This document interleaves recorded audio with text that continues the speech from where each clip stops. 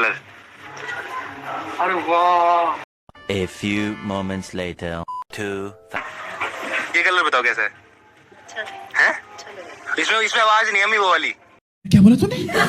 तो भाई पापा जी इधर बैठ गए, मम्मी इधर बैठ गई।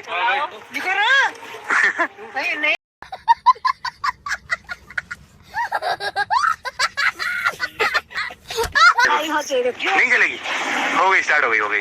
नहीं चलेगी, नहीं बिना गेट से चलेगी।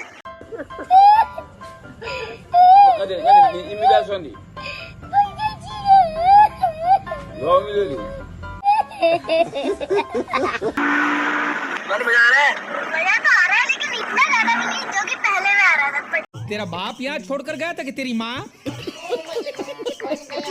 ठंडी है बिल्कुल भी भाई, भैया ठंडी है हल्द्वानी में, बिल्कुल धूप आ रही है, एकदम मस्त मौसम भाई हल्द्वानी में। मैं पागल हूँ। देखो कैसे भाग के आ रहा है। अरे भाई